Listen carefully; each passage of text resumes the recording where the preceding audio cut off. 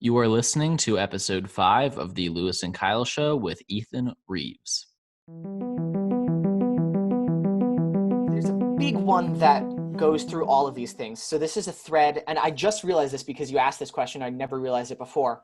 But this same thread runs through speech and debate. It runs through theater. It runs through programming. It runs through business. It runs through a lot of stuff. So when you're acting, the same thing goes for when you're speaking. You have to separate your brain into two segments. At least this is how I always thought about it. So when you're up acting on stage, there's part of you that's in the scene. There's part of you that's living the character. There's part of you that's actively feeling the emotions and dealing with everything there. And then there's a second part of your brain which is looking at the broader picture. It's thinking, okay, where are all the set pieces on stage? How long do I have to make my next costume change? Am I properly cheating out towards the audience? It's analyzing all of those things. And so you have to be both emotionally engaged in the scene and detached from it at the same time.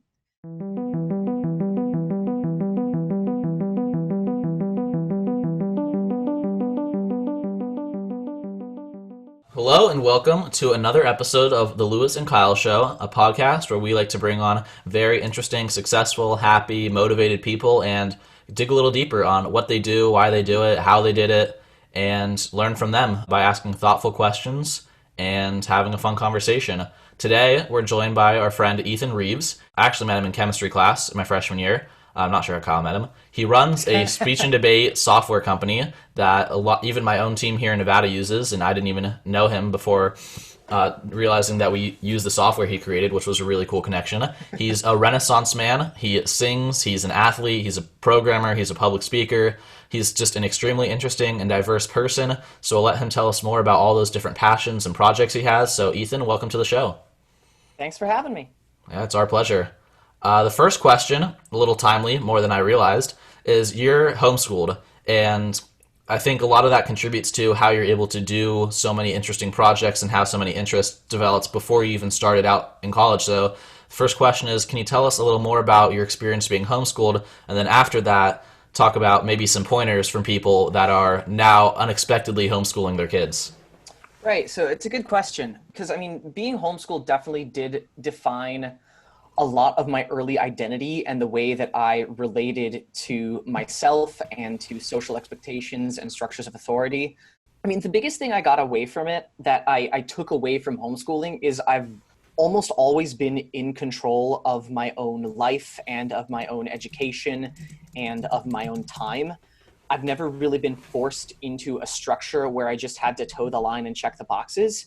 And so because of that, I think probably really the only thing I got from it is that I had to make a lot of those decisions earlier on. I had to figure out, okay, what is actually important to me? What am I interested in? What do I want to pursue? And I had to figure out a lot of that stuff when I was 15 or 16, rather than most people, I would say, figure it out post-college, because that's when a lot of the structure drops away. But I had to establish that structure in the first place. And so that's given me, I think, a helpful framework for looking forwards at stuff. As far as tips from homeschooling as to how to pull it off these days. Yeah. So I think for students, which is especially a lot of us college students right now are dealing with this. The biggest thing is you have to keep yourself accountable. So you have to lay out actual structures for yourself, because you're not going to have those structures coming from people in authority above you. So, get out your to-do list or your calendar or your planner or just a whiteboard or whatever you need to keep track of all that stuff. And then I think from a parental perspective, just let your kids do what they need to do. Just because they're back home now doesn't mean that you should suddenly assume the role of being their teacher or their principal. They're not going to deal well with that. I know that I would absolutely hate that if, especially being a college student now, any of my parents were to do that, or even going back into high school, if the parental and the teacher roles were to be suddenly exchanged like that, it just wouldn't work at all. So I think give your kids the space they need. And if they're starting to annoy the heck out of you, just throw them outside. That's what my mom always did to me. So I don't know, going to the woods fixes everything. So Take a few laps around the block and exactly. Energy Go out. bounce on the trampoline, get the energy out. So would you advocate for allowing the kids to follow their passions, or try to cultivate an in-classroom type setting where they are learning math for an hour, science for an hour, that type of thing? So and this goes for homeschooling overall. Homeschooling is not just as diverse, but a more diverse mantle than quote unquote traditional schooling is, because there's a lot more flexibility in what it can be, and what specific mechanism of homeschooling you pursue is going to be heavily dependent upon the situation. It's going to depend on what the parent is looking for, what the parent can provide as far as time and expertise in, and just the motivational level of the student. So like back in high school, I was able to pursue all of my passions and basically have that be how I did my education. But that really only worked because when you took the summation of all of my passions together and how much energy I put towards them, you got a well-rounded education that transferred well into college and the professional world. Not everyone is going to be that way. I just got lucky that a lot of the things that I really like to do are also things that society and the economy puts a heavy amount of value on. But I think as with anything, it's good to define a certain amount of balance between those things, because almost any passion that a child or a student has can be used to drive their educational experience forwards. Yeah, I think now we're gonna get into some of those passions that we clearly see through you. The first question that we have about that is, when did you start programming, and how did you learn to program? Yeah, so I started programming, and I don't know the exact time because it's so far back in the depths of the past for me. I want to say it was either 9 or 10 years old was when I first started programming.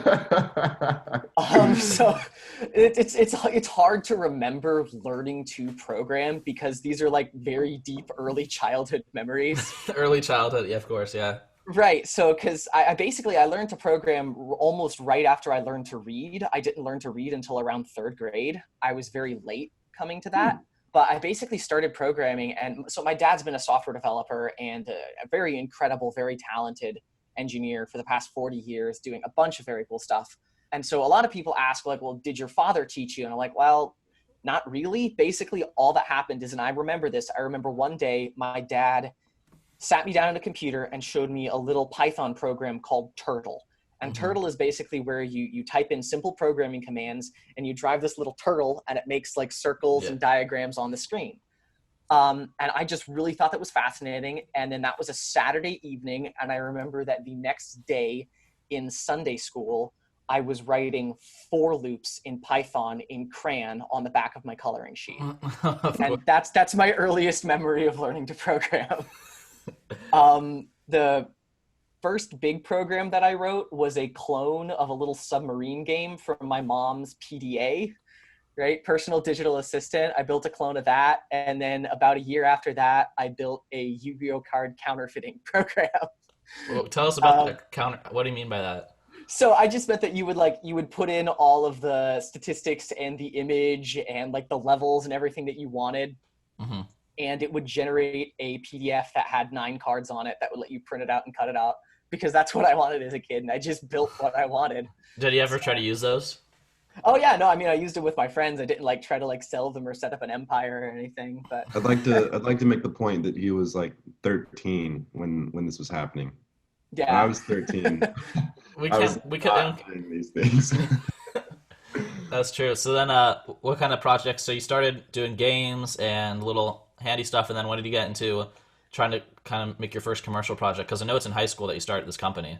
Yeah, so the looking back, the actual step to get there was one of the next things I worked on was a piece of software for cutting cards. So like formatting team policy cards and briefs properly. And that was called Brief Builder. And that Can you go back a step real quick for people that haven't done debate, don't know what that is? Yeah, so cards it's essentially a quotation from an article plus a citation and a quick tagline, which is basically a summary of the card. And it lets you skim through and use a large amount of information in an efficient way. Exactly. That's good. So it's a unit of evidence, but the point is there to get it formatted properly and all put together and do that efficiently, because you're cutting potentially thousands of these things. I wanted to build a little piece of software that would help with that. And so I did that. And I think that was around 12 to 13 years old. That never really went anywhere. It was just kind of me throwing a bunch of stuff together, but it was fun and I learned a lot. And then so transitioning over to how I started Extemp Genie, So basically, so I competed in the NCFCA, which is the National Christian Forensics and Communications Association back in high school, which was a Christian homeschool league. Very small, but generally a high level of competition, and everyone was very competitive in that. And we transitioned over to digital extemporaneous about, I want to say, a year and a half after the NSDA did. Okay.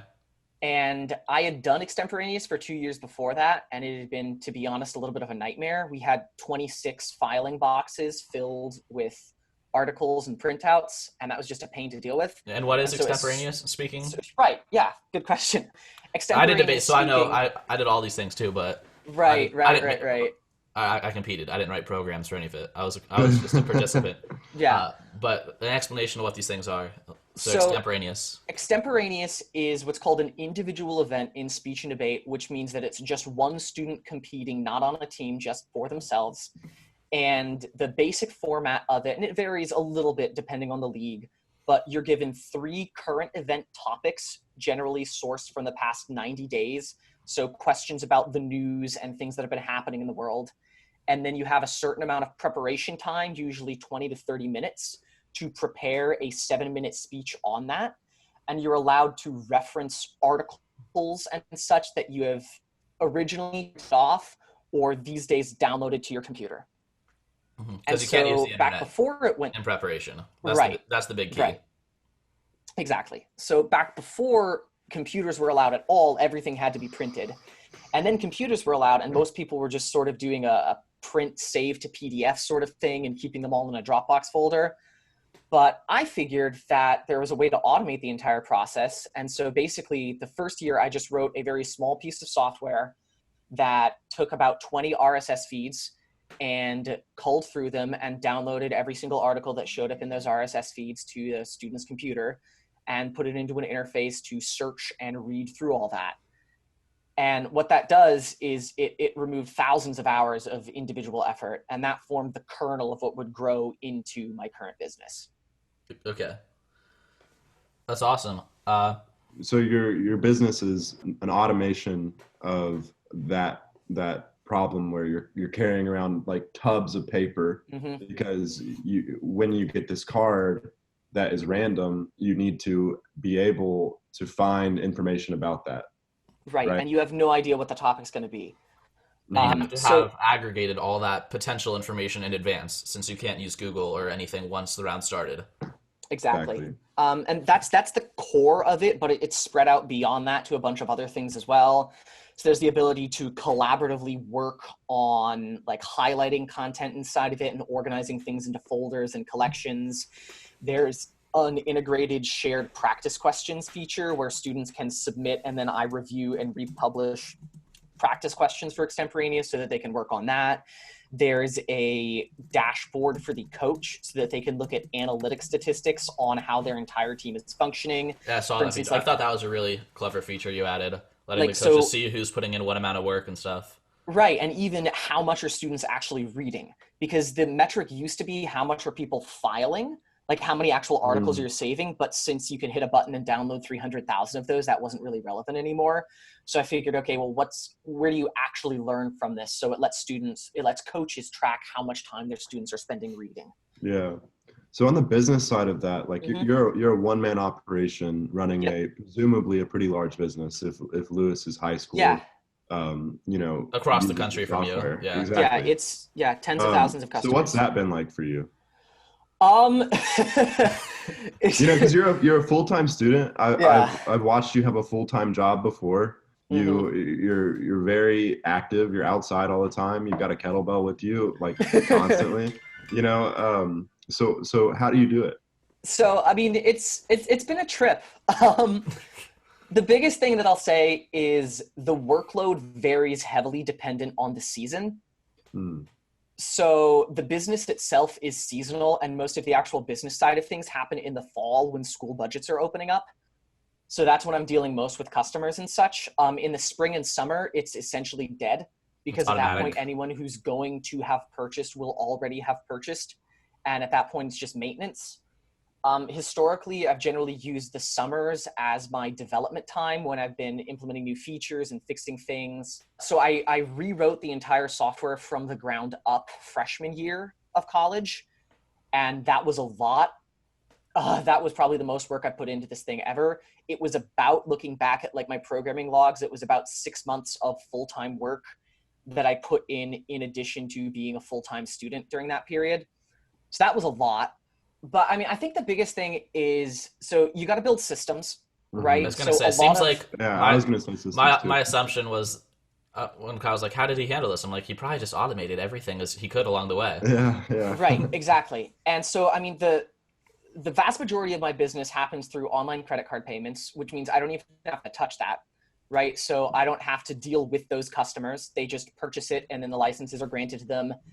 And there's all the documentation and tutorials and install guides and everything there. So on a day-to-day basis, all I'm dealing with is some customer service emails and schools that need actual in-paper purchase orders. Probably the biggest impact it has on a day-to-day basis, though, is that there's always the possibility that the whole thing melts down. Yeah. That's a concern, right? Sure. Have you ever had a close meltdown? Oh yeah, no, I had one about a month ago that almost wrecked everything. I had one freshman year that was a nightmare. But I mean, and I'll share this because this is part of what running a small business is. So freshman year, I published an update, which it was a small update. I changed like 10 lines of code, barely anything in there. But I changed the way in which the number of articles that a user had stored, the count of the number of articles was saved. I changed it from being what's called a string to an integer, and then I parsed it out in the wrong way. And to make a long story short, the only bug that went out in this software was that if the user had 100,000 articles in their database, it would truncate it at the comma, and it would say that there were only 100 articles. So all of the content was actually still there, but everyone woke up the next morning to find their count of their articles reduced by 1,000. A factor of 1,000. Right, a factor of 1,000. Not subtracted, right? Yeah. And so basically I woke up, I think I got like a call at 1 a.m. and I took the call, and then I went and I saw like 2 one-star reviews on my web store page and like 20 emails. And then I was like, oh no, everything is falling apart. And I mean, to be totally honest, what I did was I went and I cried in the shower for an hour. And then I picked myself up off the floor and I worked for the next 8 hours from like 12 to 8 a.m. the next day, and I got it fixed. And then you just move on with your life. Well, was the technical fix easy and just the customer service fix the problem? Yeah, I mean, the technical fix was easy, and when people reported the issue very differently than what the issue actually was. Okay, so it's hard Customers to always figure report it out. the issue as the world is ending, all my articles have been deleted, when in reality just the count was different. Mm-hmm. But you got to parse through all of that and figure everything out. The biggest thing, like, that's a very good lesson that I've learned from all of this, which is just overall responding to crises, is that stuff's going to happen and you just have to take a breath and step back. And I mean, there's 2 steps you've got, and I didn't come up with this. I stole this from a book, and this is just common sense, but you got to stop the bleeding, right? So you got to actually respond to all the emails, deal with the reviews, contact people, let people know that you are actually working on the issue. And then you have to fix the actual root problem. But I'll tell you this, just as a piece of business advice, you can get away with a lot of mistakes and errors. And that's important because, especially as a one-man team and as any business, you are going to make a lot of mistakes and errors. You can get away with a lot of that without seriously damaging your core business, as long as you're accessible and in contact with your customers. Mm-hmm. If they see that there's actually a human on the other side of things, they will grant you so much more slack and understanding than they would otherwise. Yeah. What book was that you referenced? So that was actually Street Smarts by Norm Bradsky and Bo something. I forget the full names for that, but that was one of his processes there. I just assumed that it was Extreme Ownership by Jocko Willing. Because, we'll get there. Yeah, exactly. We'll get there. Okay. So one thing I want to go back on real quick is we kind of just said, okay, you wrote debate software. Now you hunt tens of thousands of users. How did you grow this one-man show? You're you're a programmer, accountant, marketer. Yep. How did you start from, okay, I have software that I use myself and is useful, to I have a large user base? Yeah. So I'll say this to start off. One of my projects recently has been, I've been reading an awful lot of business material and just trying to actually learn the structures that explain how I've been successful, because my business has been successful, but looking back at the process of getting it to being successful, I essentially just flew by the seat of my pants and had very little idea what I was actually doing and why those things were succeeding. But looking back, the single biggest thing is I had and do have a piece of software which was very, very, very, very helpful for people. It radically changed. I solved an important problem for that niche. So it radically changed the way in which those people operated in that event on a day-to-day basis. And in addition to that, it gave people that use the software a competitive advantage. So if you had the software, you gained a competitive advantage, which meant that then people who didn't have the software saw that they were at a competitive disadvantage, which means the entire playing field shifted up a notch based upon the fact that this software and others like it were now available. Yeah. And so more so than in a less competitive market, I think because people were very invested in competing and doing well in extemporaneous, and that was a lot of it initially. So I initially started off spreading just within my local speech and debate club and within contacts that I knew. I didn't do any real marketing for the first year or so. And then after that, I realized, okay, most of my user base is in CFCA. Most of the actual competitors are in SDA. Which is what I did. Right. And so the single most important thing that I can do is target that market. And so I sat down and I was like, okay, how can I target this? I took out ads in Rostrum, which is the speech and debate magazine that Speech and Debate League publishes. I went to an actual national competition and set up a booth there. But before all that, you did a webinar too, right? Yeah, I did. Because I bought so much advertising from the NSDA, I got to the point where they would actually start partnering with me for producing certain types of content and hosting webinars and such. And that was great as well. But the single biggest thing, tracing it back, that I did was, and this is a little bit sketchy, but this is kind of what you do when you're a small business and you're just doing what you can. And I was able to do this because I was a single person and I had more credibility. But basically, I found an online database that had the contact information of every single school that was in the NSDA. It was the sort of like the competitive ranking website that had all their points listed, right? Okay. And then it turns out that the way that the database was set up was the first school to register on that system had an ID of 1, and the second school had an ID of 2. And to query for a specific school with a specific ID, you just added that ID to the URL. So I basically just in half an hour wrote a Python script that scanned and web crawled every single school in the NSDA. And then I pulled an email address for each one of those. And then I wrote a personalized email to every single one of those talking about, this is my software. I am a previous competitor. You know, I'm a college freshman. This is what I think it could do for you. Thank you for your time. And I sent about 8,000 of those out over the course of a month. That's incredible. The response rate and so the response rate on that was actually insane. Generally for email marketing like that, you're going to get like maybe a 2% response rate or click-through rate at all. The response rate that I was looking at there was more like 30 to 40%. Oh my God. I mean, I think that speaks to actually solving a problem, you know? It does. And if you listen to our books podcast, we talked about 0 to 1 and how iterations that are an order of magnitude better than the last iteration is going from 0 to 1. So, you kind of have a little monopoly on this market. And that's because you created something that was so, it was an iteration. So it's like the same thing, but it's completely different, you know? Yeah. Completely different system. That's awesome. And I'll say this too, what really helped there was, so like with that email campaign, I made the decision to have no images, no fancy typography, no cleanly laid out anything at all. It was just a Gmail message, and it was sent from my email address, plain text. signed off with my email signature and everything perfectly normal. And it didn't I look like actually, marketing. no, it did not look like marketing.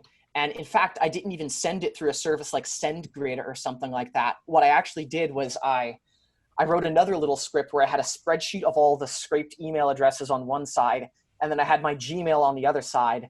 And then I wrote a little piece of software that would actually move my mouse and control my keyboard to copy and paste the emails and my template into my personal Gmail, and then let me edit them and send them from there. So they were coming from my personal inbox with a personal message from someone who was a student sent to current coaches. So they had an investment in me as a student because they were coaches. And the emotional appeal of all that. Exactly, the emotional appeal of all that. And the fact that it was actually legitimately useful information. And the email was only about 4 sentences long with a single link in it. I think that's really funny that you wrote your own email marketing automation software, so your email didn't look like it was from automated email marketing software. Yeah. I mean, that's exactly true. But because I mean, it's been really cool over the years to see. Because, okay, I'll get an email for a new purchase order or something like that, and it'll be like, oh, where do I recognize this name from? And then I'll look through and I'll see that that was someone who I had emailed 3 years ago, right? Who's just now purchasing, even, for instance. Because a lot of what it did was it set all of the seed points to let it spread by word of mouth. And I got very lucky by being able to find that resource and get that amount of stuff out there that quickly. It let me grow things a lot faster. I mean, the difference was actually insane as far as, so I went from about $12,000 of revenue one year to about $60,000 in revenue the year after that. And I credit most of that to that marketing campaign. That's 5 times growth in a year from, in a year. I guess, like you said, about a couple days of just 8,000 emails. Yeah. Yeah. It was like maybe a week worth of actual effort. To 5x your results. That's crazy. Yeah. It really matters what you choose to do. Yeah. Leverage points. Yeah, exactly. And that was a critical leverage point. And I knew it was a leverage point because first off, there was unexplored territory there. Secondly, every one of those that actually sank in as someone who purchased the software would then virally, right, exponentially spread that as well out. So I was trying to get seed points because I knew it could spread by word of mouth, but the word of mouth spread would be too slow. So I needed to get it spreading from more points and more to nodes get the in the actual network. Exactly. And to get the actual credibility behind it too. And that's just while we're on this whole topic of marketing and looking back, there's a lot of things that I've learned now about how I spread that I didn't realize initially. So when it started off, it was just basically individual people and people who were the early adapters. And then it slowly spread to the other groups. And then finally, I'm now at the point of market saturation where people buy the software, not necessarily because they've researched it well and they've selected that it's the best thing. But because their competitors use it? Not even because they really know why they should have it, but just because that's what everyone else is doing. That's when you know you've got, that's monopoly. Tremendous. Right. And I mean, it's not a monopoly. I do have competition. You got prepped in, yeah, right? I do. My nemesis. Oh, that's funny. But I mean, actually, that's another interesting experiment too, because I have one differentiating yourself. Right. I have one competitor in this market, and that is a very intense competition experience, right? Walmart doesn't have one competitor, but when you only have one competitor, it is a staring match, right? Are they a big team? Do you know? Are they a big what? A big team, like dev-wise? Oh, yeah. So he has, or had at some point, I can't speak to the actual details of their business because I'm not them, right? I can just see things from the outside. But I believe he had 3 developers, a designer, a customer support person, and then himself running things on the business side. Versus Ethan. Right. Basically, versus some 14-year-old kid in his basement. But the advantage that I had there, I had 2 advantages there, and I think this is something that's very important for me to try to remember going forward into future business ventures. I had 2 advantages. First off, I was the customer. Yeah, that's true. You were the kid. You were still a competitor. Right. Yeah. I was the competitor, and he made the mistake of thinking that the market was driven by the coaches because the coaches held the purse strings. But really, it's the competitors that drive everything, because competitors will spend their own money if they think it gives them a competitive advantage. That's a fact. Right? And so by targeting the competitor rather than the coach, I differentiated myself there. And I knew that I wanted to target the competitor because I didn't care about what the coaches thought. At first, they become an important part of the business with the analytics and everything. But I was a competitor, and I knew what I wanted as a competitor. Mm-hmm. And then tying that in with the fact that because there's certain advantages to running in a total autocracy as a business, right? Because there's no meetings, there's no communicational overhead at all. Going from a business thought to a programming proposal to having it developed and published out, I could move in that iteration cycle vastly quicker than he could, or any other business that's at a larger scale could. It reminds me of the difference between homeschool and regular school. It's exactly the same thing. It's exactly the same thing. And I only thought to run my business in that way because I had had that same experience. So it's not as if I made a choice that this is going to be the best way to run this company, because now I know things about like how communicational overhead can work inside a company, and how even adding one additional programmer can actually put the thing way behind schedule. But at that point, I didn't know any of that. I remember literally CS200. Randy talking about that. Yep. Yeah. What's that called? There's a term for that. It's communicational overhead. I thought there's a specific term for the phenomenon where adding a specific programmer actually adds delay to the project. There's a law. I don't remember what it's called. Right. Exactly. I passed the class. We're on to new things. But so I think that's probably the one thing that I would attribute all of that success to, was I was aligned with the actual needs of the market, and I was in a spot to rapidly adjust and iterate on them quicker. Because you would go to a tournament, use your software on your computer, and say, "Oh shoot, it would be if it was like this, if it organized this, it would make it so much easier." Then over the course of the next week between the next tournament, you'd implement that, try it out, and then that will expand the possibilities even further. So that's being your own day-to-day user is a tremendous advantage. I think it's such an advantage, and it's one of those things that I'm not sure if I'll be able to maintain the tightness of that iterative loop going forward into future business things.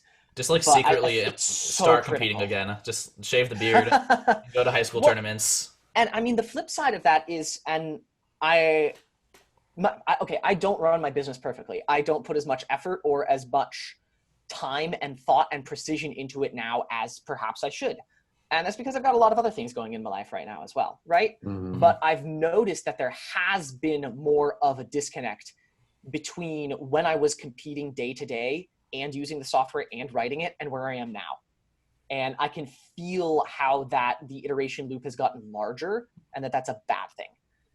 How are you handling that, or what's your strategy, or are you still formulating that because it's kind of a fresh realization? Still formulating the strategy. It's one of those things that I've kind of realized over the past year, which is that I am currently becoming, and will forever become, more disconnected from my market moving forwards. And so I need to take steps to remedy that. Interesting. You got to create some sort of pipeline with freshman programming prodigies that also do debate. Yeah, I was gonna say you just gotta find more Ethans, and then you're 14-year-old Ethans, exactly. Right. Yeah. You can niche it down even further by requiring them all to be named Ethan.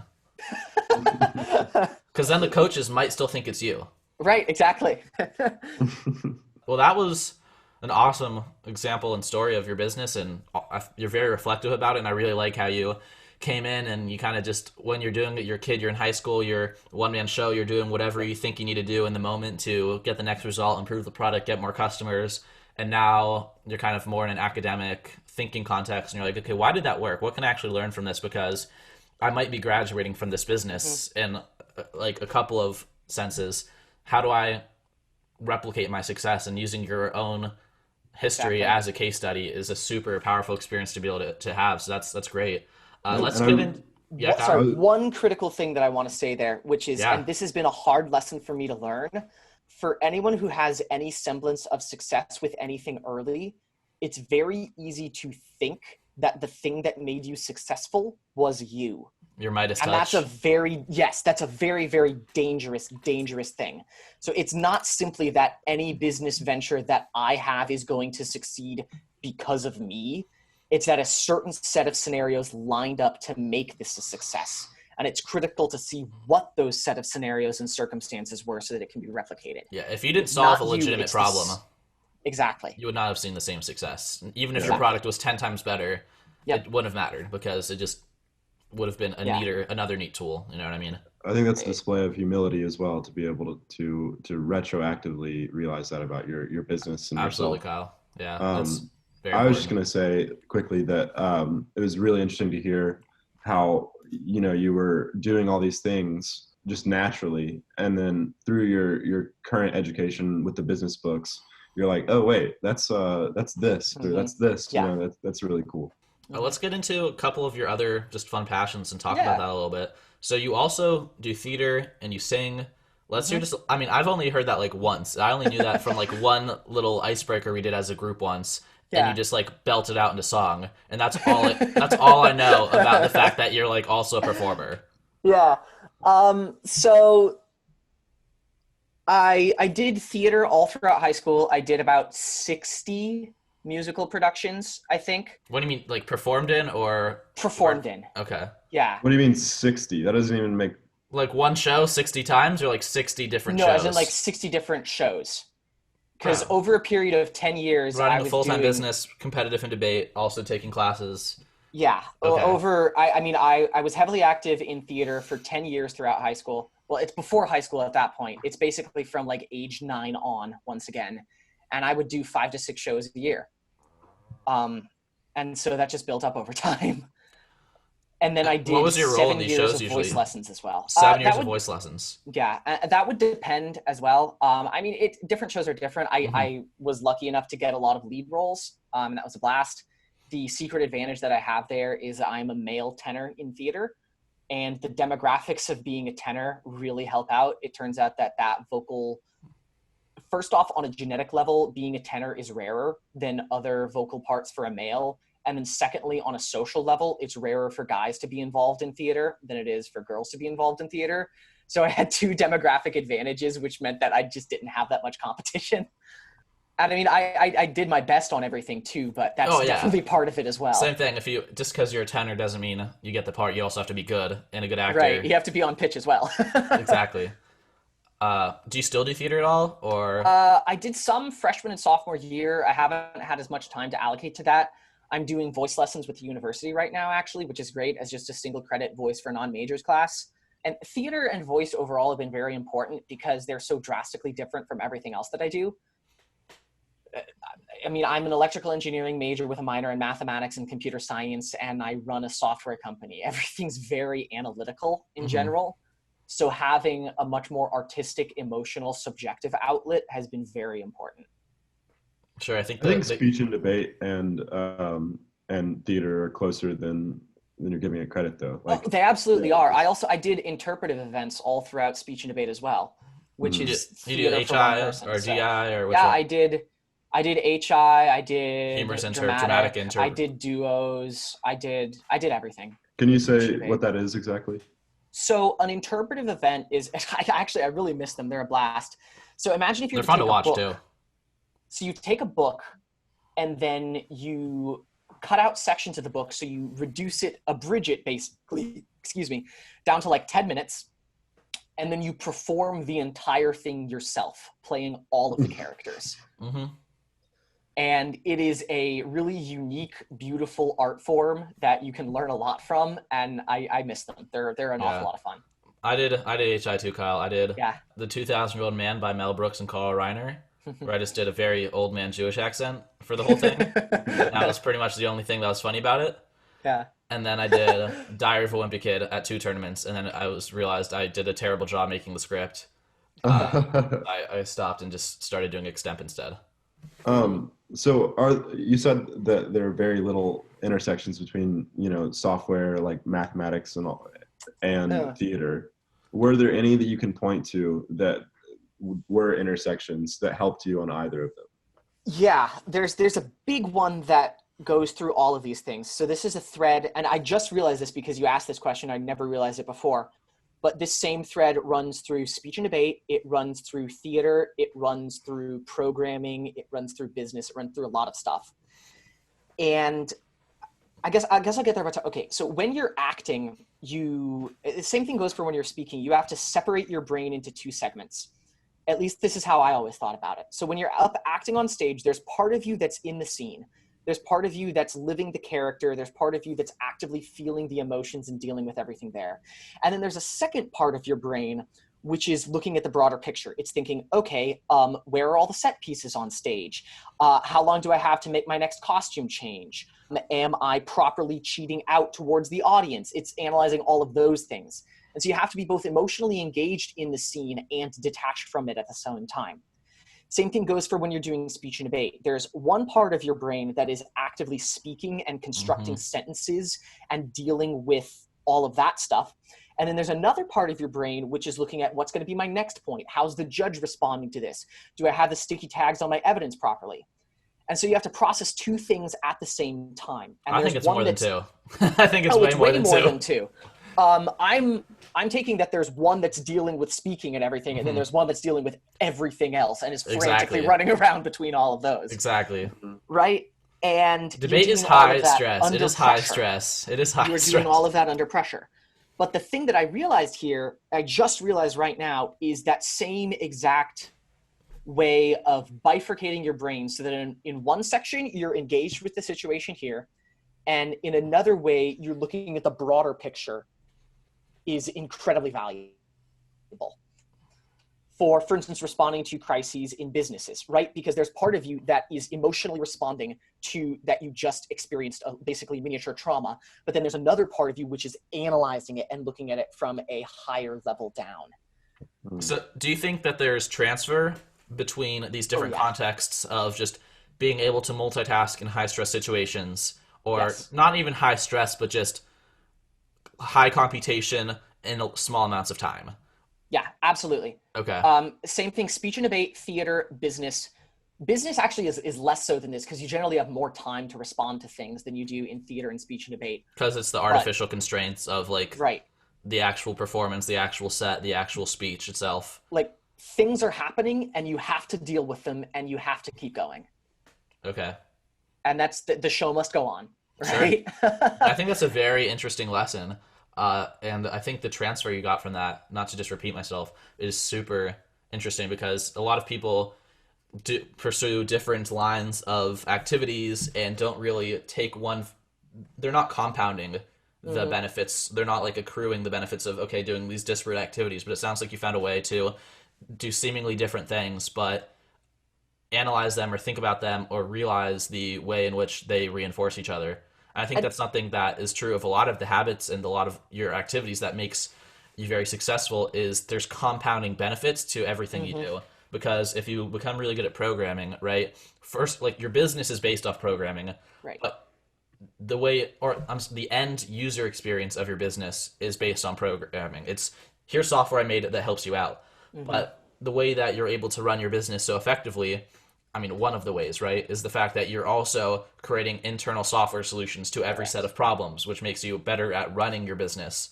Independent, even if your business wasn't a software company, the fact that you're solving internal problems, making things more efficient using that same programmer's mindset is super valuable. Yeah. And so everything transitions over to everything else. Right. So the skills I learned from speech and debate basically taught me how to write and how to speak persuasively. And that transitions directly over even just how to diffuse a situation when you're dealing with a customer service email. Right. It's just laying out a logical argument. Stuff you learn in theater about how to elicit emotional reactions from people, about how to feel certain things and behave certain ways, that transitions directly over into marketing, right? You're telling a story. It's the same thing there. All of these things tie into each other. I think there's a and you're leaving out all the obvious ones too, which is the funny thing. Which is just public speaking from theater. Oh yeah, sure, that's useful too on the sales floor, right? Exactly, and on the sales force, on podcasting, being confident, talking loud and clearly, and projecting. I mean, just like the obvious ones you're skipping out, so you're getting into the weeds here in a good way. I like it. But what I'll say here, and then we can move on from this, there's a tendency in the modern world to be very domain specific, right? So that you do just one thing and you are very good at just that one thing. But I think that a lot of the benefit that we, especially as humans, instead of like computers, right, can bring forward to the table moving forward with how automation and weak artificial intelligence is going to slowly start to change things, is that we can see connections, right? We can tie multiple things together. And so I think that learning something new, something different is always going to be helpful. So I would encourage people, rather than just intensely focusing on becoming excellent at one specific thing, spread out a little bit, right? There's more aspects of yourself and of being human that can apply to work and personal life and social life and spiritual life. And it all ties together. Broaden your horizons rather than narrow them. And that's why I asked you that question, because I think that the intersections are where like excellence comes in, you know? I mean, so, this is something you probably read in the business books because it's in like all of them, but like the Dilbert thing, right? Where Scott Adams, the creator of the comic strip Dilbert, he's not the world's best businessman. He's not the world's best cartoonist. He's not the world's best comedian, but he's definitely in the top 25% for all three of those things, right? Exactly. He's an above average artist. He's an above average comedian. Or above the average person's level of funniness, above the average person's level of artistic ability, and knows more about business than the average person, and that's what allows him to create a comic strip that no one else can create, right? Right. So that intersection. You're not the best programmer in the world, but you are the best, probably one of the best programmers that was a high school speech and debate student that did Extemp.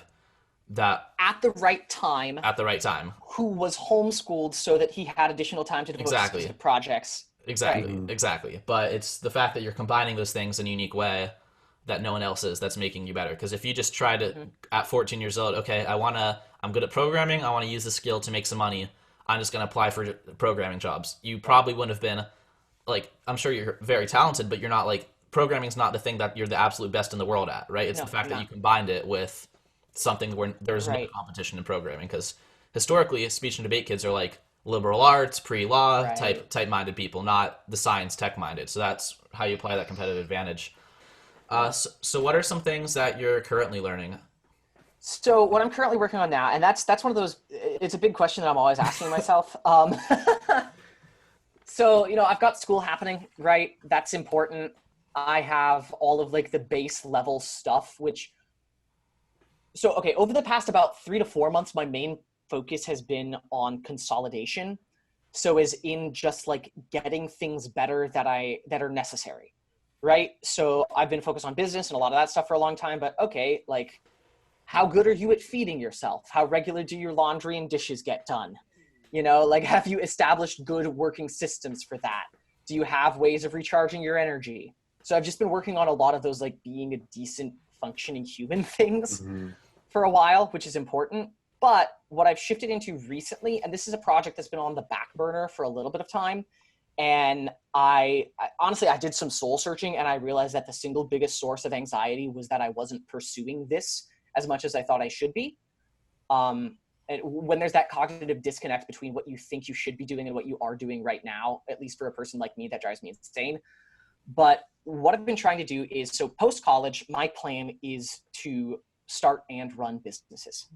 I don't currently have some golden idea that I'm planning on doing for that. And the thing that I realized is the most important thing that I can do between now and graduation is shape myself into the best business person that I can be.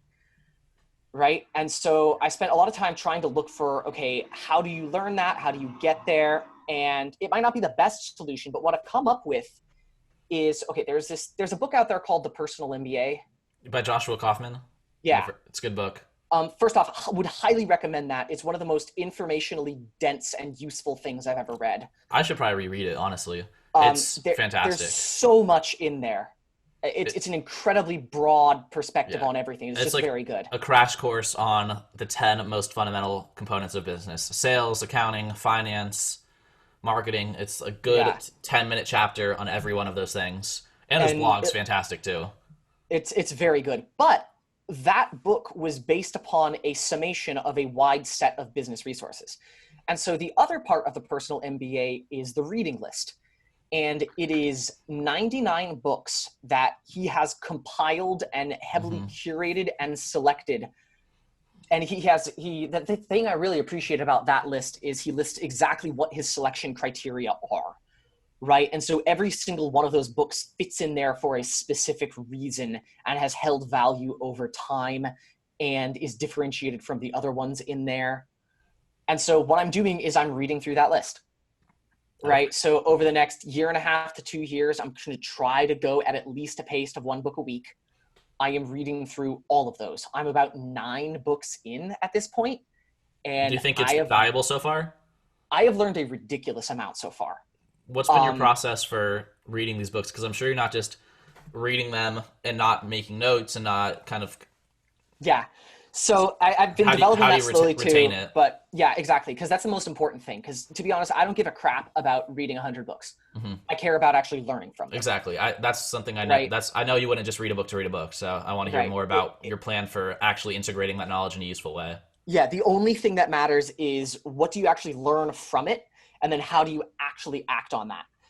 And so as far as the learn from it, what I generally do there, so I'm purchasing them all on Kindle, which gives me access to them on my Kindle, on my computer, on my iPad, anywhere I need them. Also, if we're just talking about 99 books, that's a huge stack of books. I don't want to have to deal with moving that around with me for the rest of my life. And these are important reference materials. So digital just made a lot of sense.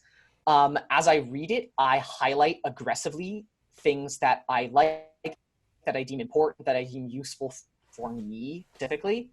So usually I'll have 2 to 3 highlights per page. And then after I've finished the book or finished the chapter, depending on what I'm doing, I take notes based upon skimming from the highlights in paper, in pencil.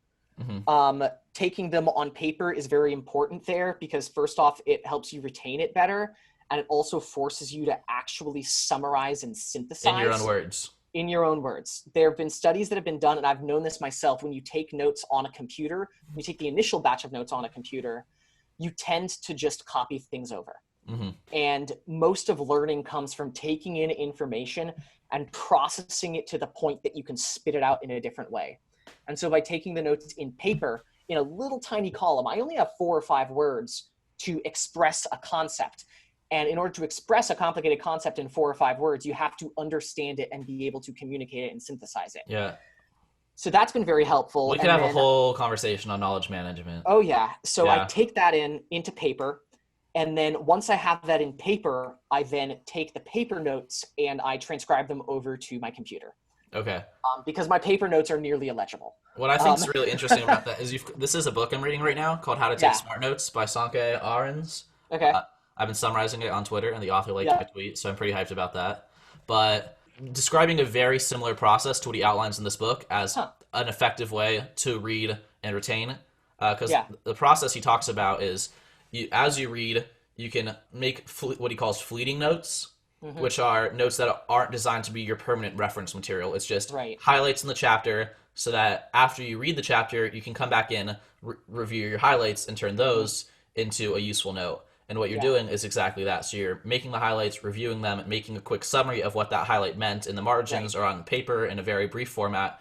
And then to make it actually useful to yourself in any context, that's when you're transferring it to the computer in a more legible, readable way. And that's what he's kind of described as like an extremely effective system for doing so because... The other thing I'll throw in there is... Sorry, Kyle. 2 more things in that. So first off, generally when I finish a chapter, I try to immediately go back to the beginning of the chapter and just flip through and read all my highlights from the chapter. Because it's so easy just in the period of a chapter to forget everything that was in it. And then when I finish a book, I try to immediately do that for the whole book, just quickly skimming through it. Yeah. We got to get you on Readwise. You'd love that if you don't already use it. I don't. It's this software that imports all of your Kindle highlights automatically. And then does a spaced repetition type review of them on a daily basis. Yeah, we definitely like that. I hit you with spaced repetition. Yeah, we could do a whole podcast on Anki as well, I'm sure. Yeah. But it sends you either an email or on their web app. You can review 10 highlights or more, but just in batches of 10 from your books on a spaced repetition basis. You can do closed deletions in there where you like take out certain words from the passages. And then have to do them from active recall and stuff like that and determine how often you want to revisit those highlights. You can make notes on them, tag them, so it creates this personal database of all of your highlights and allows you to review it on a regular basis. 2 more things on this whole project that I've been working on. So I also just put this together yesterday, which is an overall spreadsheet that tracks I didn't put the project together yesterday. I put the spreadsheet together yesterday Mm-hmm. that is actually going to track my progress through all of them. And, I have a nice green checkbox emoji that I get to put by a book once I've read it, completed the paper notes, and completed the typed notes. Mhm. And then I have progress bars, little spark lines for each of the books. And it's just so nice to have some semblance of progress, because this is a giant project. This 99 is something books is a lot of books. It's at about 300 pages each. It's going to be about like 30,000 pages worth of content. I mean, we're talking like thousands of hours here of time, right? And so you've got to be able to break that down into small things. And so that's been really helping there. What are some of the books?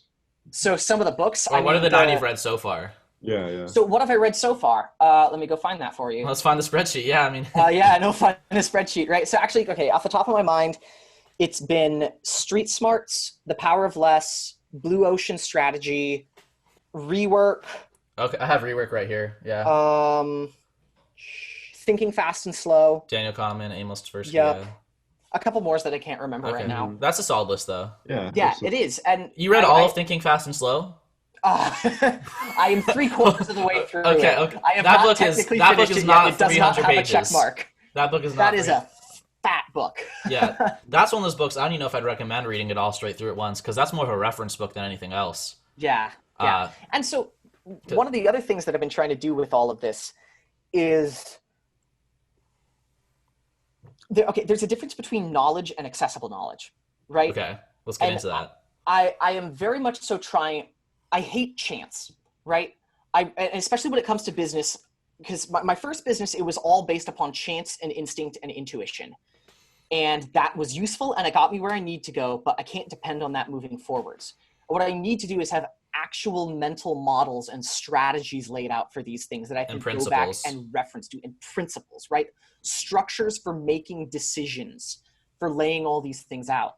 And so what I've really been trying to do with this, with the summarizing, with the notes, and with all of that, is to basically just build lists of things that I can look back on.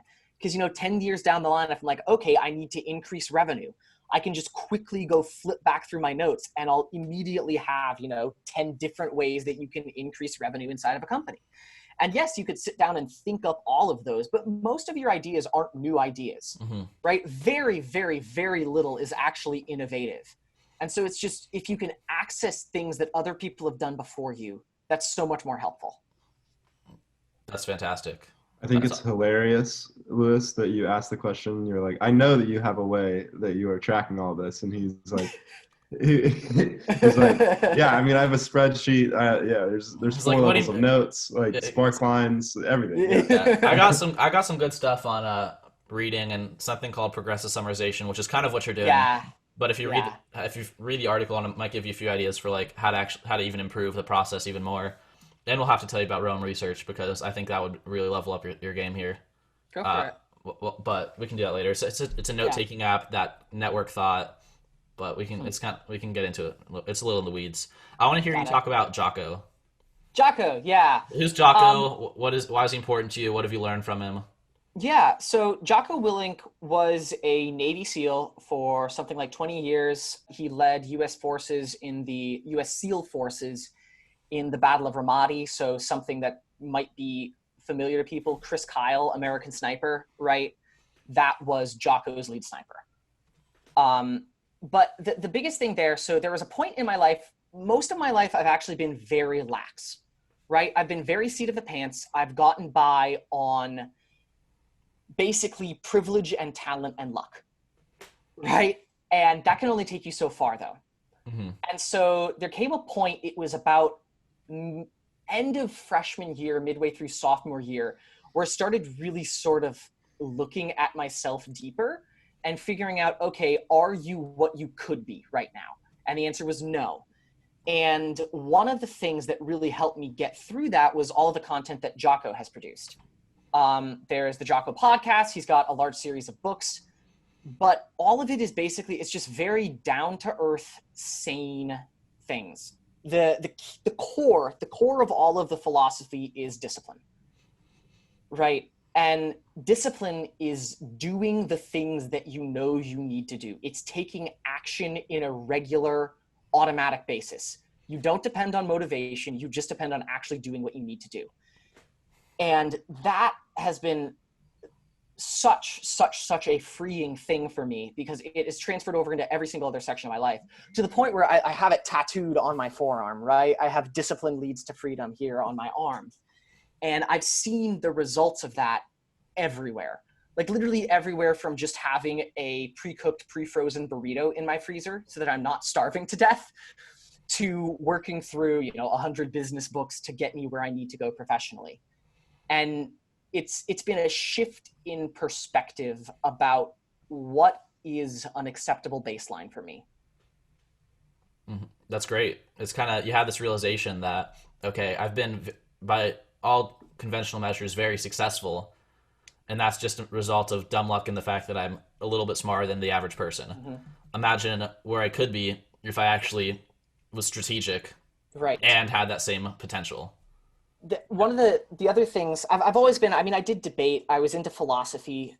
Yeah, it goes one hand of in the hand. things that it does, right? One of the things that I've always tried to measure myself by is it's about the ratio of what you've been given to what you can give back.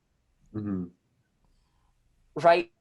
Because I have had an awful lot of advantages and an awful lot of luck. And because of that, it means that, at least, and this is how I've constructed stuff for me, I am therefore ethically responsible to do a lot with what I've been given. Because if I didn't, it would be spitting in the face of it all. Because so on a flip side too here, one of the things that I think about sometimes is, okay, for instance, looking at, my father grew up deep South country, Alabama. He taught himself to program on a Commodore 64 back in the 80s that he bought with the money he earned mowing his church's lawn. Then he went Air Force ROTC and then transitioned into defense contracting. Okay, that's one generation back. That's all the sacrifices that he made to get me where I am right now. We go another generation back. We look at his parents, so my grandparents. My grandmother grew up literally without any shoes. There's photos of her as a kid, and she never has shoes because her family was too poor to afford shoes. They were sharecroppers in the Deep South, and she had, I want to say, 11 siblings. And my grandmother got married to my grandfather when she was 17. And this was right towards the end of World War II. My grandfather was in the Navy. He was basically on the way to Japan when things wound down there and didn't end up deploying. I think that's the case. That might be totally wrong. She worked in a sewing factory, sewing the feet onto footy pajamas for 20 years to buy my dad groceries, right? And so it's one of those things where everything that you have right now, you didn't earn it, right? There are very, very, very, very, very few people who are truly self-made. And everyone is building on the shoulders of other people behind you. And it's just one of those things that I try to keep forwards in my mind, which is that you are where you are here because there's literally, millions of people in a chain behind you that have fought and lived and bled to get you where you are right now. And you owe it to all of them to make the absolute best of the situation you're in. Right. Because, in like why? A moral imperative sense. Exactly. Why did my grandmother spend 20 years sewing the feet onto footy pajamas? To get me where I am right now. Right? As a chain of events, but that's what it was for. It was to pay it forward. And I've been very lucky to have that chain of people behind me. And because of that, it implies a certain amount of responsibility. Or at least that's how I cast things in You're my blowing head, Kyle's mind right? here. That was, yeah. In a good way. In a good way. That was really good. That was incredible, Ethan. No, it's awesome that you have both the humility, but also the respect. That just shows such a deep level of respect and appreciation and gratitude for everything that you've been given, and an immense sense of just civic responsibility too. These are all aspirations too. Okay, so I'm not necessarily actually fulfilling any of these things. It doesn't mean that I actually truly am that respectful and that disciplined and that driven, but means you're aspiring toward to. it. You're aspiring exactly. toward it. Exactly. And I think you've just through the debate company saved, even if they're not your relatives or any people you know directly, you've saved countless of hours, and you've made a lot of time. A generation of competitors in that competition. You've upped the playing field so dramatically by making, instead of the limiting factor in those rounds being the quality of their evidence, now it's okay. the quality of the synthesis of that evidence. Exactly. The quality. Exactly. So you've increased the ability of these people to compete at a higher level and think at a higher level, and that just creates a whole generation of people more equipped to engage in higher level thinking and be better speakers, and that in and of itself will create a cascading effect through the society from all those people that go out into different roles in the business world and different academic pursuits, and they'll be smarter because of it. And that's something that you allow to happen because they weren't spending hours and hours and hours in high school doing manual labor in the sense of saving it, going and clicking save as PDF and titling it. I mean, but that's real time that you saved for those kids to do more important things. Yeah. And following that line of thinking, it goes straight through to the generations beyond them, their kids and their kids' kids. If they have that same ideology about like you're standing on the shoulders of the people behind you, and they're able to stand taller because they're thinking more critically about the world because of the software that you put in their hands. Yeah, not that that's any license to slow down and stop yourself. But it is a good story of it's a good story to look at and realize the potential of, okay, in my life, I've already been able to have this level of impact with something I almost created by accident. Right. So with a level of intention and discipline, what further level of contribution can I make? Exactly. That's fantastic. I've seen the possibility. I've seen the glimmer of what is possible.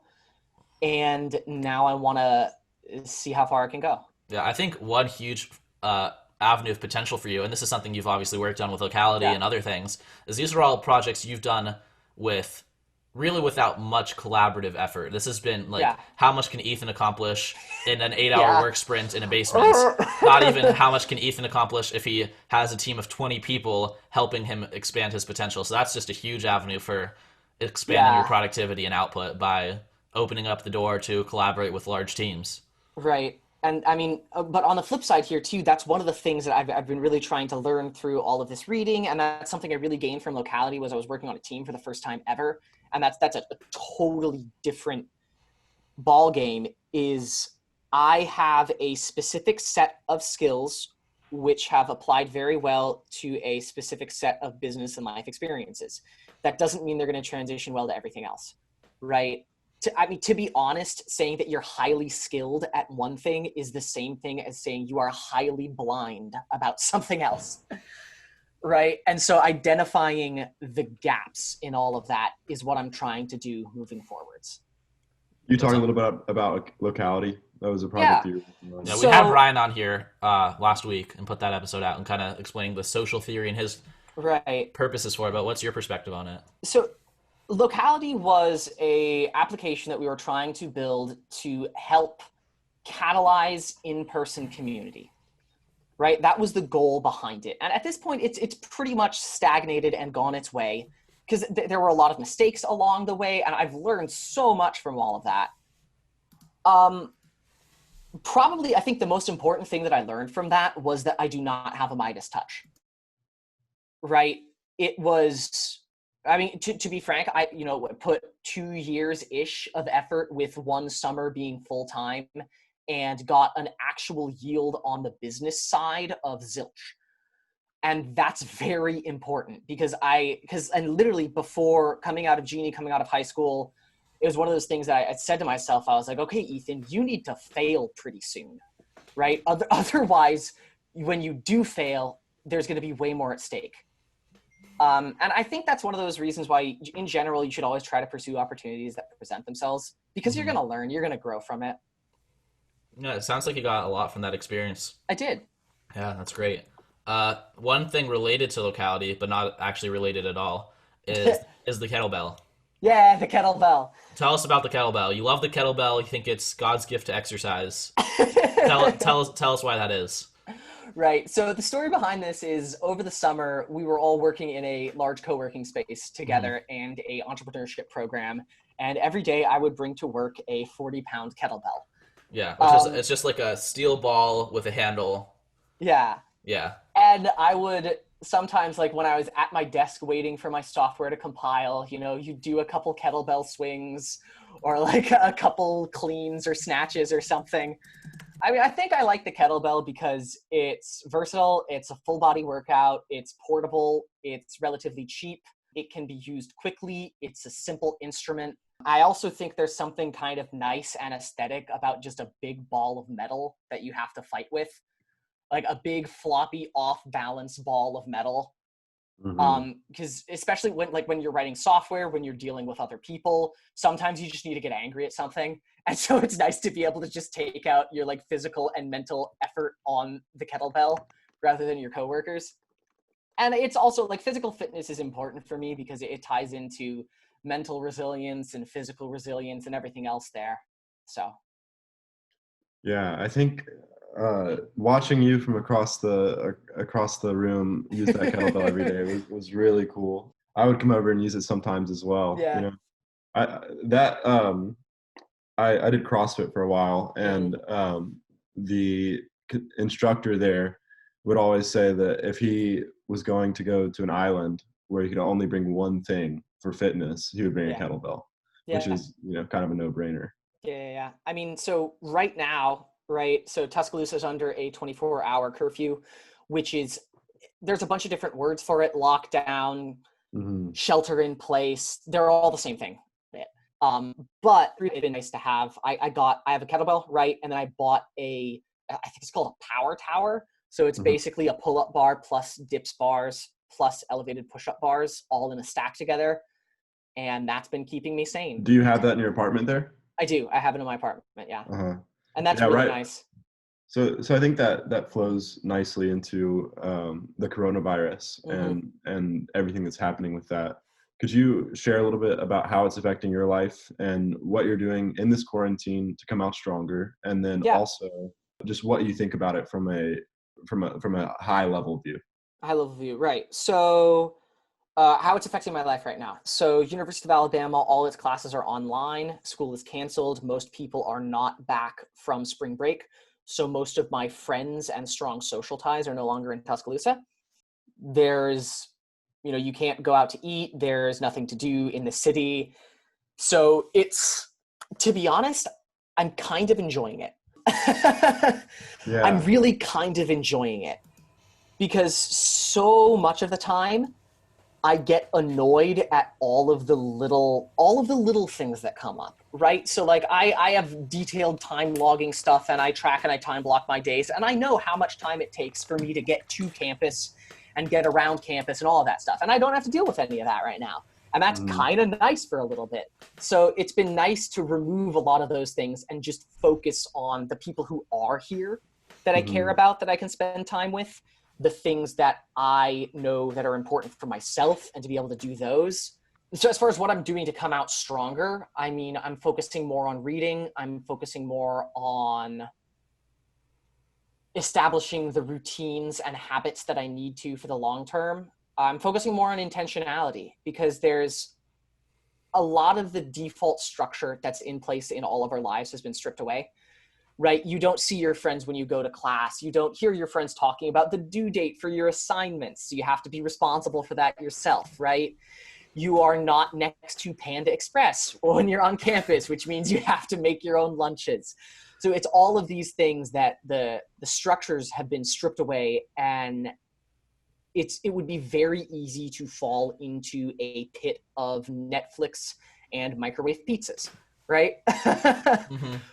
But I'm not choosing that route. I'm choosing the route of personal responsibility because, and in a way, right, so this whole crisis is horrible. It's causing a lot of strife and anxiety and death and pain and economic damage and everything else there too.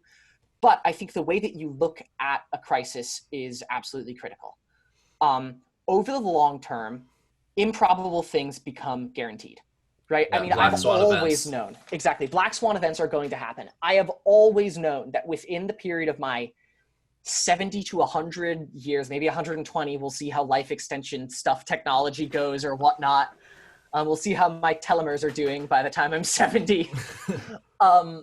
There will be several large-scale disruptions of life as we know it, right? That is a guarantee. This is one of them. I'm guessing that within it's a very stoic perspective. Like, it's going to happen. Yeah. I mean, it is a stoic perspective, and that's intentional. And so it's not an unexpected thing that chaos happens. Chaos is a part of the system. What is totally in your choices, how you respond to it. There's a difference here between, okay, the coronavirus is not my fault, right? I am not a RNA-based virus, okay? It's not my fault. However, it is my responsibility. Yes, right? Absolutely. It is a metaphorical baby that has been dumped on my doorstep that I now have to deal with, right? So, and there's a bunch of different ways that ties in. I am responsible for ensuring that I am not spreading it, right? I am responsible for ensuring that I am responding to this with discipline and with peace. I am responsible for ensuring that I'm not spreading panic, right? I'm responsible for ensuring that this does not derail the goals and dreams and aspirations that I have for myself. And so once you flip around that perspective to this is something that has happened to me, to this is something that I have the opportunity to learn and grow and deal with through, it changes a crisis into an opportunity. Absolutely. And Kyle and I kind of think of it the same way. We started this podcast because of the extra time afforded to us because of this. So yeah, and we touched on in our last episode about books about the fact that black swan events, like, you know, fat-tailed risk will happen in the long term. It will happen. Yeah, exactly. It's like a guarantee. The property of large numbers, you know. Because going back to theory of probability, this is a little bit in the weeds, but if you take a probability density function and you integrate from 0 to infinity, the probability is 1. Which essentially means that the probability of any event over a sufficiently large period of time is 1. Yeah, I think that's a really powerful point, actually. It's gonna happen. It's gonna happen. Yeah. So I think you've talked to both of us a little bit about your morning routine before. Yeah. Can you share that to our audience? So that's continually a work in progress. That's kind of one of my habits. What my hobbies is to fiddle with all of my daily habits and see how they all play out. That's a meta habit right there. A lot of, I mean, there's been shift in that. I've shifted when I go to sleep, when I wake up. I've been on a 4:30 schedule at some point. I've been on a 5:30 schedule. I've been on a 6:15, a 6:20, a bunch of stuff right there. Right now, I'm on 7:30 wake up. I generally then brush my teeth, read through. I have a personal value statement that I have printed off in a bunch of different places, which sets my expectations for how I should deal with the choices in life. And I read that, and then I try to take about 2 minutes to just let that mull through and get a little bit of direction for the rest of the day. And then I generally work out for 20 minutes to half an hour. Right now, that's a combination of either going on a run in the morning, I have, like I was telling Kyle, I have a power tower in my apartment now. So I have pull-ups and dips and incline push-ups available to me, plus my kettlebell, plus jump ropes. So it's some combination of all of that stuff. I found that if I don't exercise in the morning, it's less probable that I'll exercise throughout the day. And if I don't exercise throughout the day, then I am an anxious, jittery mess.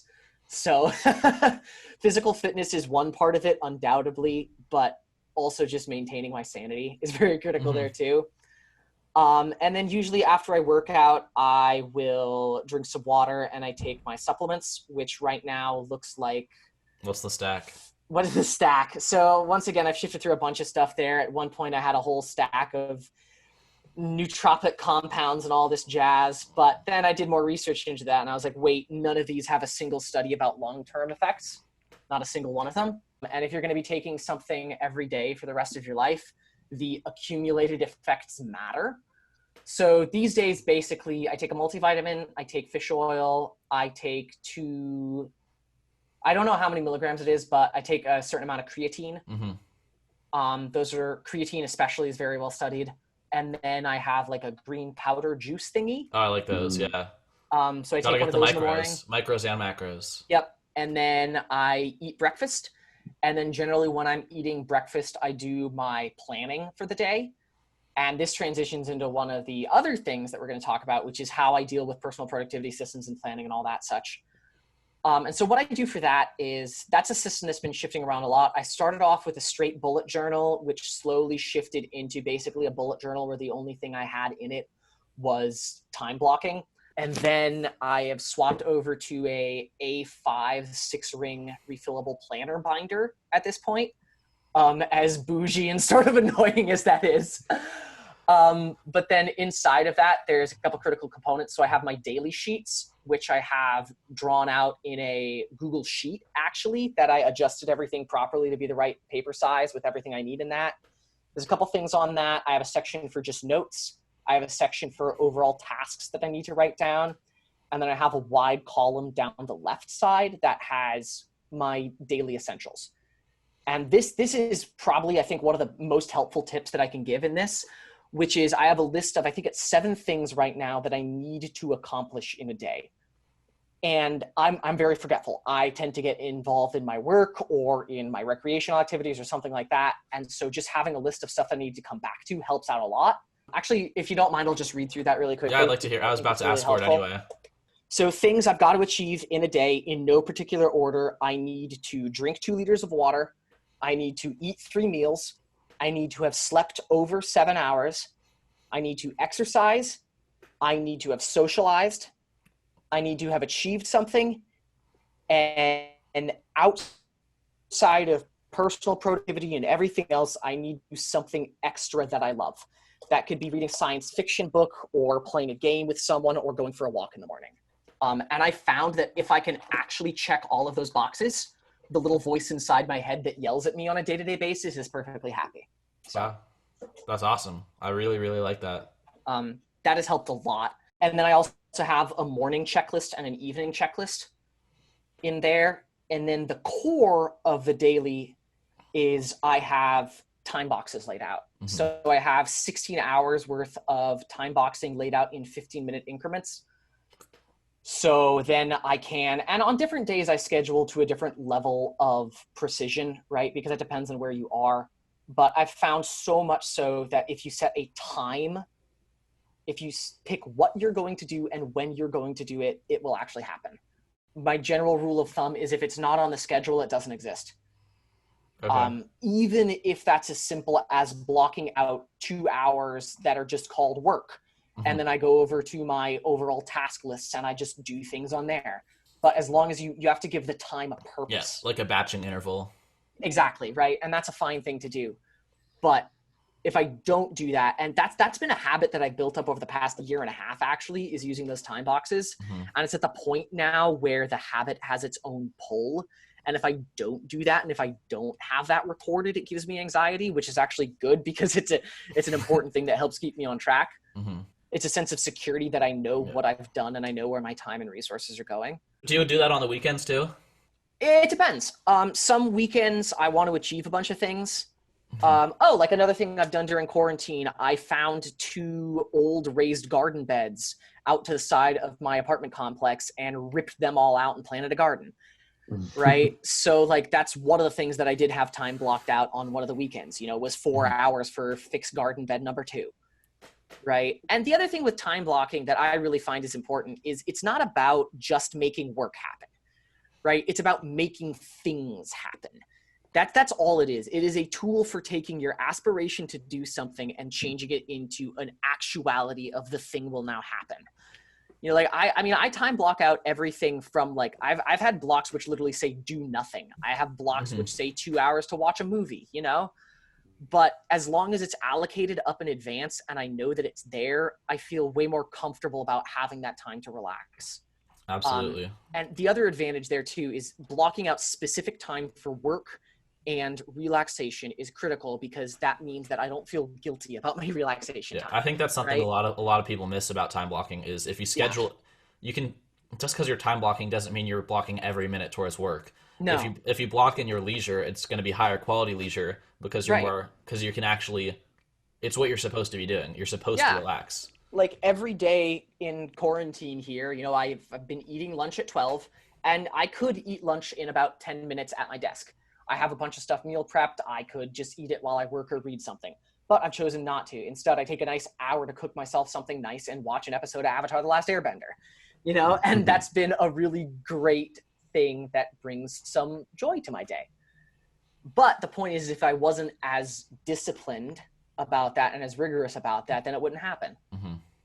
And then at the end of the day, you look back and everything's just kind of mushy, and I don't like that. Yeah.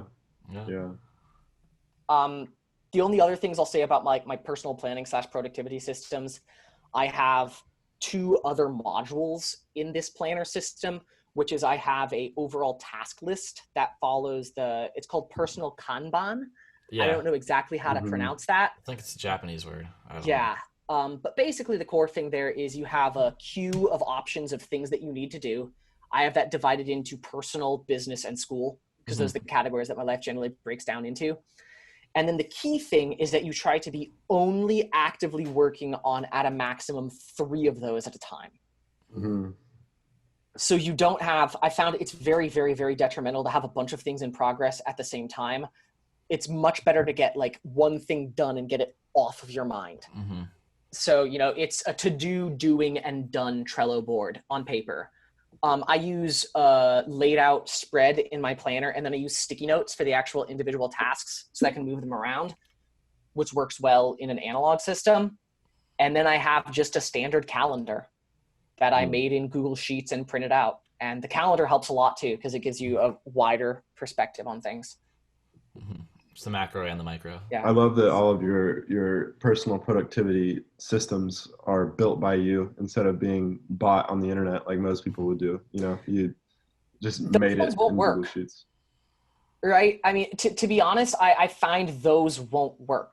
And the other thing here too is if there's something that you're going to be doing literally possibly every day for the rest of your life, take the time to make it yours. Mm-hmm. Right? Like you can get some ideas from the internet, but right. And I mean, I absolutely did, but I mean, I've tried a bunch of different things to get to this spot. And I'm sure that in 3 months, I'll be like, you know what, I'm going to scrap all this and I'll shift it around. I'll change it. Mm-hmm. But yeah, that's what my systems look like, I suppose. No, that's one of the better answers we'll probably ever get for that question. Yeah, exactly. What? Okay. Well, I guess one good last question would be for you to just share some of your favorite books. Ooh, favorite books. And just a quick, easy question. Yeah, no. But let me think about it because I was joking. It's not a quick, easy question. I gotta look over at my bookshelf for a second here. Mm-hmm.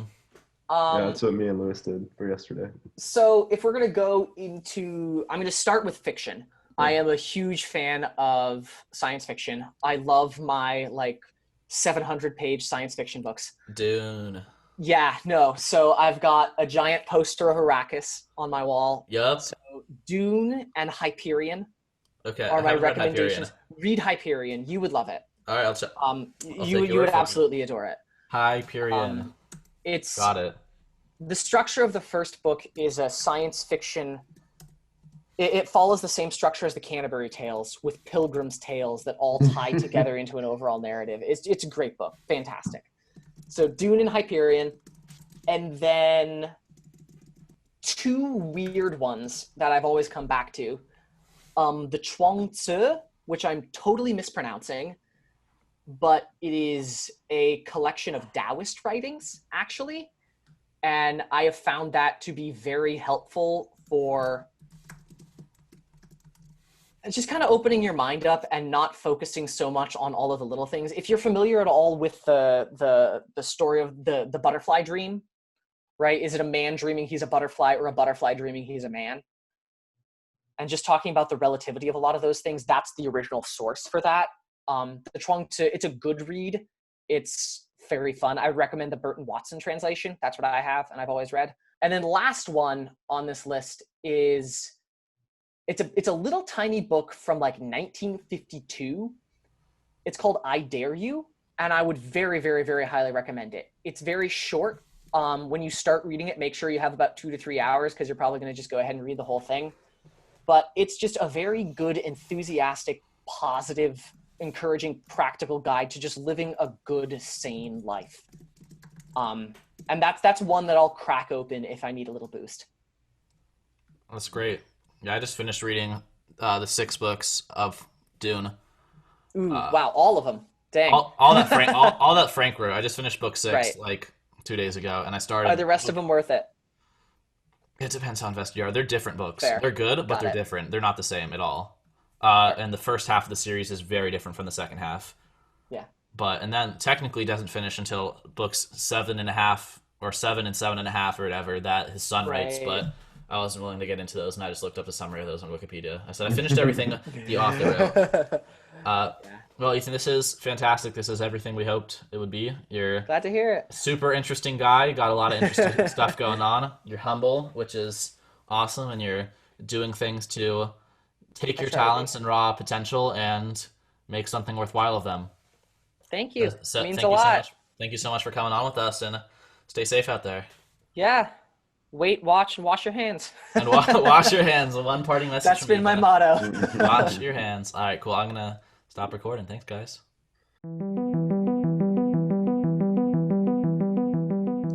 Well, that wraps up our conversation with Ethan Reeves. Thank you so much for listening. I hope you enjoyed it as much as we did. He's a super interesting guy when it comes to his daily habits, the books that he reads, and how that informs his business, both in terms of identifying where he was lucky versus where he actually had a good strategy in place, and his project for the personal MBA going forward. Super interesting guy. Super excited to hear about his upcoming projects in the next 3 months. Thank you so much for listening to this conversation. If you want to support the Lewis and Kyle Show, please follow us on social media, interact with our content there, or leave a rating or review on iTunes. And see you in about a week with the next episode. Thanks so much, guys. Bye.